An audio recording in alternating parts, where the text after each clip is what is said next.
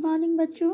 आज जो है हम आगे का पार्ट देखेंगे। आपका छत्तीसगढ़ी पार्ट जो हम पढ़ रहे थे उसमें आधा पढ़े थे हम लोग, तो उसके आगे आज हम देखेंगे कि इसमें क्या है। ये बताया जा रहा है कि इसमें जो भी लोकगीत होती हैं, लोकगीतों के माध्यम से जो है इतिहास बताया जाता है या फिर उस जगह के सारी चीज़ों को, सारे भावों को बता दिया जाता है। उस हर गीत में जो है इतिहास वहाँ का छिपा रहता है।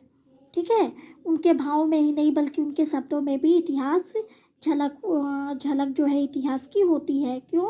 क्योंकि जो भी गीत गाया जाता है उसमें आपको कहीं ना कहीं वहाँ का कुछ ना कुछ आपको नज़र आ जाएगा। कुछ का मतलब क्या है कि जैसे वहाँ का रहन सहन, वहाँ का व्यवहार, वहाँ का चाल चलन, वहाँ की इतिहास की बातें जो पुरानी प्राचीन परंपराओं में हुआ करती थी, वो सारी चीज़ें जो है गीत के माध्यम से बता दी जाती हैं, है ना। तो आगे हम देखेंगे। पान खाए सुपारी खाए, सुपारी के दुई फूरा, रंग महल में बैठो मालिक, राम राम लो मोरा। राउत नाचा के इस दोहे में दो शब्द रंग महल और मालिक सामंती व्यवस्था की याद दिलाते हैं जो लोकमानस में घुल मिल गए हैं। लोकगीतों के शब्द और धुन दोनों में मस्ती होती है।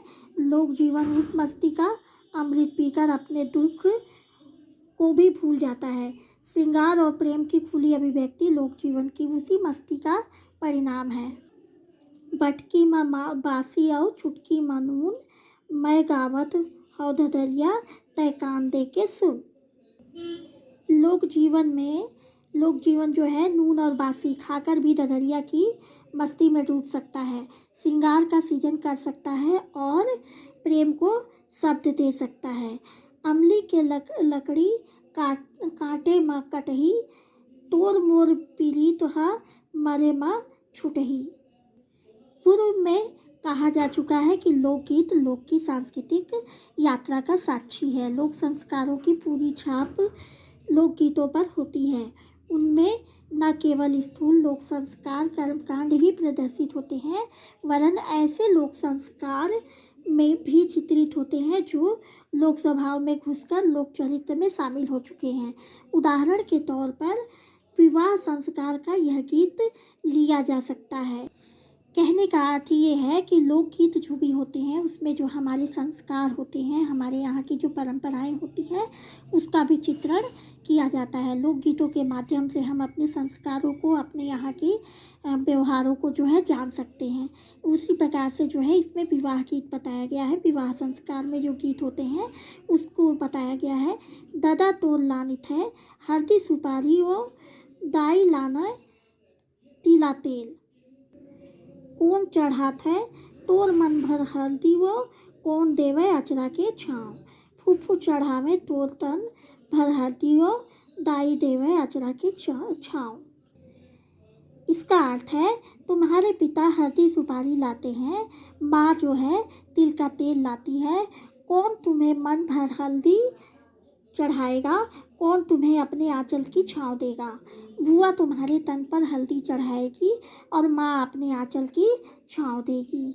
तो इसका अर्थ जो है क्या है कि इसमें जो है हल्दी का ये गीत है ना। हल्दी संस्कार जानते हो ना आप लोग।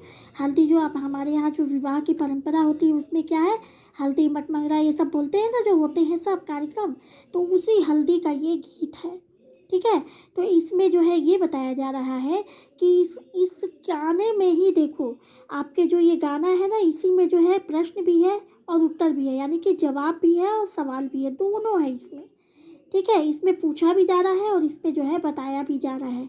तो इस प्रकार से जो है हमारे संस्कारों के जो गीत होते हैं उससे हमको हर चीज़ के बारे में पता चल जाता है। इसी तरह इस गीत में सारे रिश्तेदारों को जगह दी जाती है। जैसे इसमें बुआ को जगह दिया गया है और माता पिता को दिया गया है ना, उसी तरीके से सभी रिश्तेदारों के नाम ले करके इस गीत को आगे बढ़ाया जाता है। यदि हम इसमें जो है गहरे उतरे तो लोक स्वभाव को देख और समझ पाएंगे। सहयोग लोक का स्वभाव है।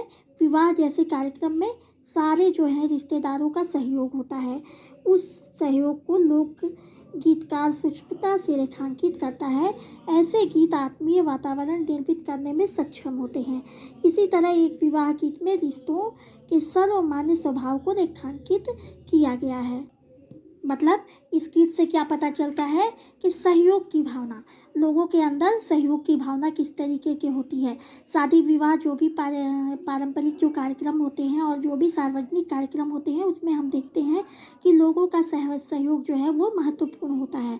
और शादी वगैरह जो होती है कार्यक्रम हमारे घरों में, तो उसमें क्या होता है कि हमारे जो रिश्तेदार मेहमान रहते हैं उनका पूरा सहयोग हमें प्राप्त होता है। तो इस गीत के माध्यम से और इस लोकगीतों के माध्यम से क्या पता चलता है कि सहयोग का जो भाव है वो किस तरीके का होता है। आगे है, लोकगीत जनजीवन को पूरी बारीकी से खोलते हैं। यद्यपि ये कि अपनी ऊपरी परत से सामान्य लगते हैं और लेकिन उनमें जो है लोक जीवन के संस्कार, व्यवहार और स्वभाव की गहराई होती है। जैसे दे तो दाई 80 और रुपया, सुंदरी लाते मैं बियाह, तोर बन बर लानहूँ, दाई रंधनी परोसनी, मोर बर घर के सिंगार। उपरांकित नह डोली गीत में नायक जो है अपनी माँ से निवेदन करता है कि हे माँ, मुझे 80 रुपये दे दो जिससे मैं सुंदरी को ब्याह कर आपके लिए रांधने परोसने वाली और अपने घर का श्रृंगार ला सकूं। इन 4 पंक्तियों में कई बातें स्पष्ट होती हैं। पहले तो यह कि लोक जीवन में विवाह ज़्यादा खर्चीला नहीं होता था, है ना, और नायक जो है 80 रुपये में सुंदरी नायिका से विवाह कर सकता है। और यह तब की कल्पना हो सकती है जब लोक जीवन में 80 रुपये का महत्व होता था, उसका जो है कोई बहुत बड़ा अर्थ रहा होगा। दूसरी बात यह कि उस विवाह में नायक अपने लिए सिर्फ पत्नी ही नहीं लाएगा, अपने माँ के लिए रांधने परोसने वाली भी लाएगा। यह रांधने परोसने वाली उसकी पत्नी ही नहीं, उस घर का श्रृंगार भी होगी। इस तरह इससे छत्तीसगढ़ के लोक जीवन का आर्थिक स्थिति, लोक जीवन का स्वप्न, लोक जीवन की भीतरी आत्मीय दुनिया आदि एक साथ स्पष्ट होते हैं। मतलब कि इस गीत के माध्यम से हमको ये पता चल रहा है कि इसमें जो है एक नायक मतलब लड़का है ना, वो अपनी माँ से क्या कर रहा है, निवेदन कर रहा है, अपनी माँ से प्रार्थना करता है कि माँ मुझे 80 रुपये दे दो और मैं एक रांधने परोसने वाली यानी कि बनाने खिलाने के लिए और घर का श्रृंगार, घर को सजाने के लिए एक जो है मैं एक नायिका ले आऊँ, मतलब एक कन्या, एक औरत ले आऊँ, अपना शादी कर लूँ, एक बहू ले आऊँ तुम्हारे लिए, जिससे क्या होगा कि मेरा घर भी सुरक्षित हो जाएगा और तुम्हें बनाने खिलाने वाली भी मिल जाएगी, मेरे घर को सजाने वाली भी मिल जाएगी, रांधने और परोसने वाली यानी कि बनाने और खिलाने वाली। ठीक है, तो इससे क्या है कि इससे ये पता चल रहा है कि उस समय में जो है 80 रुपये का कितना महत्व रहा होगा, जिस समय इस गीत को लिखा गया होगा। उस समय जो है 80 रुपये में ही क्या शादी हो जाए। आज के समय में ऐसा होता है क्या? नहीं होता है। आज हम 80 रुपये में कोई कुछ करना चाहेंगे तो कर लेंगे। आज तो 100 रुपये का भी महत्व नहीं होता है, नहीं होता है ना। आज जो है हम 100 रुपये में भी कोई अच्छा कार्य करना चाहे तो नहीं कर पाते हैं। और इस गाने में जो है, इस गीत में जो है नायक जो है, लड़का जो है 80 रुपये में ही सारे काम को करने की बात कह रहा है। तो उस समय जो है 80 रुपये का कितना बड़ा महत्व रहा होगा, उसका जो है कितना फ़ायदा होता रहा होगा। आज जो है हम 80 रुपये को कुछ भी नहीं कर सकते हैं। 80 रुपये में कुछ भी करना चाहें तो, ठीक है ना।